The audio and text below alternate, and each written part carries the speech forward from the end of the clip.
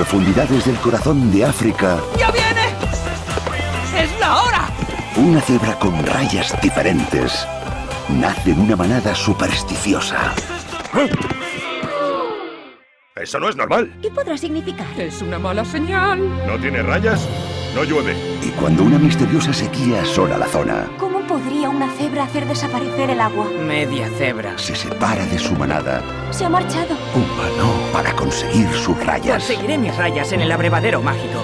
Vamos en la dirección correcta. Descubrirá un mundo hermoso y enorme, ¿Estabas diciendo que nos podrías llevar al abrevadero? lleno de nuevos amigos ¿Qué es, papá? ¡Fascinante! ¿Hay algo malo en ser diferente? y grandes peligros. ¿Dónde está? Tú eres la que estaba esperando. Chicos, él no es la cena, vale por una gran cantidad de agua. ¡Nos lo comeremos! Vive la aventura de tu vida ¿Quién está conmigo? ¡Libertad!